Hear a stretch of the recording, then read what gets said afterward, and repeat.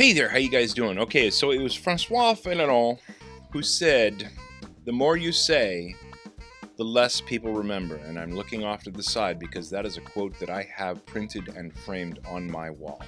And so today I'm going to take that advice and we're going to have a short episode. It's going to be an awesome one. Go.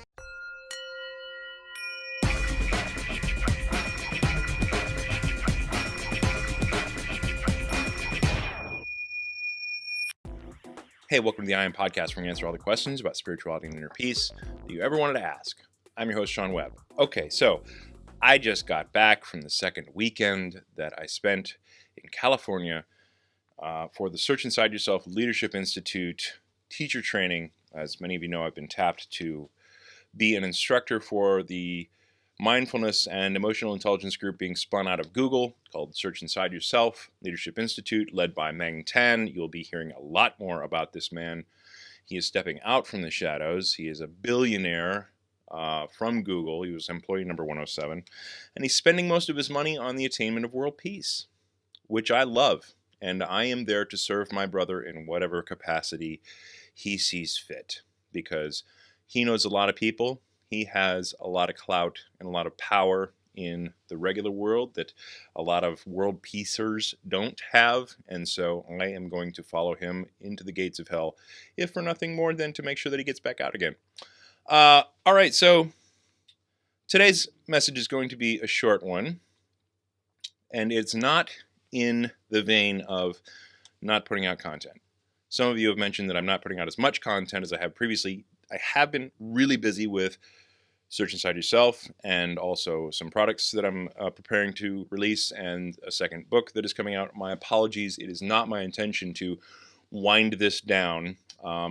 It will, as life does, increase and decrease in energy level and ebb and flow of information at some point. But today in particular, I wanted to talk to you about simple vocabulary changes that create a shift in consciousness.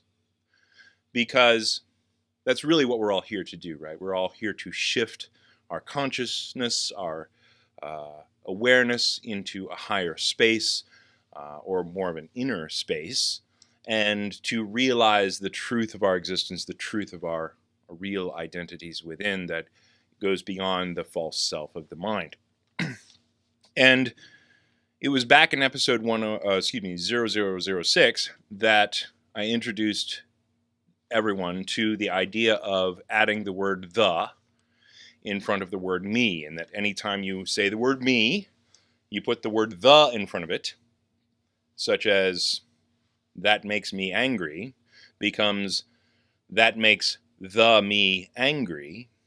There's a shift in consciousness there that occurs simply by adding one word into our vocabulary, into our sentence. This is not really even a new word. It's just a simple article, and it's a placement of an article. But that simple placement of that little article before the me shifts our consciousness from being a victim or being a result of what's happening in the world to being in a higher plane of awareness, a higher plane of consciousness that helps us realize that the me is a construct of the mind, and it's really not who we are. And it separates us from that me existence. It allows us to exist in that awareness space that is above the me. And simply by adding that one word, it reminds us that we can slide into that space of awareness, of watching our pain and suffering and being separated from it, therefore awakening a little bit to the fact that we are something above what's happening down in our mind and our pain and suffering, etc. Right? So adding the, very powerful tool for a lot of folks. I've got another one for you today. Excuse me. So instead of using words like they or them or you, I would like you to start using the word we more. And this came about in this last weekend, as a matter of fact, when I was interacting with a lot of the folks from Europe in the Search Inside Yourself group, where I was able to interact with some friends from the Netherlands and Holland area.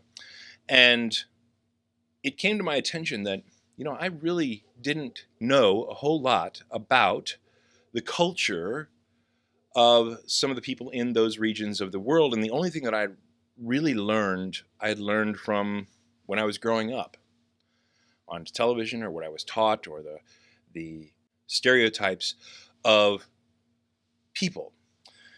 And so when I would hear about people from the Netherlands or Holland or those types of places, it would always be they, and it would typically be a picture of, a brown dress or brown overalls and clogs and putting fingers in the dike of some water retention system. And so this is what I learned about different people. And as I have interacted with more and more people internationally in previous work assignments and career developments, and also in this new SILI group, SIYLI, shortened up as SILI, I'm reminded that we're all the same. And it isn't an us and a them. And an us and them run away can, of course, create a lot of conflict in the world, period. It is a we. And so when we talk about other people, maybe we shouldn't use the words they or them or even you sometimes, as far as me and you. Maybe it should be a we. Because when we change our vocabulary to we, rather than saying something like, even if it's innocuous, well, over in the Netherlands, they this and that, this and that, this and that. It could be, well, over in the Netherlands, we do this or that, or this or that, or this or that. And this could be extended into the places maybe where we have conflicts with people. Well, over in the Middle East, we sometimes become militant Islamists, or sometimes feel so vehemently about things we strap bombs onto ourselves and blow ourselves up. And so from a standpoint of a shift in consciousness, using the word we reminds us that we're all the same. We're all in the same boat. We're all working with the same model of body and how the mind works and how things get assembled within the mind. And it brings us into a higher place of maybe looking at how do we solve some of these issues that we're facing as a human race, simply by changing the word they or them to we, us.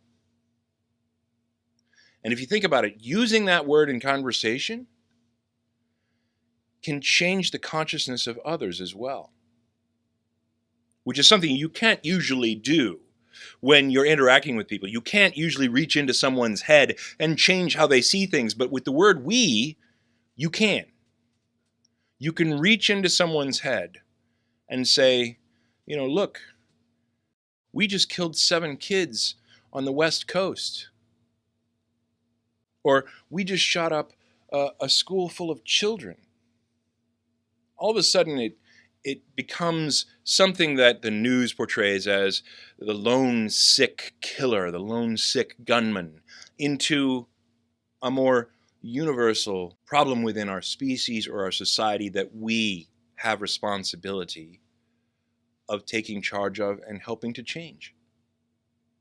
And so consider that as a change in your vocabulary that you consciously make. Because when you consciously make that change, it changes your consciousness and changes the consciousness of others. So use we. It's accurate and it changes the world. Love you. Peace.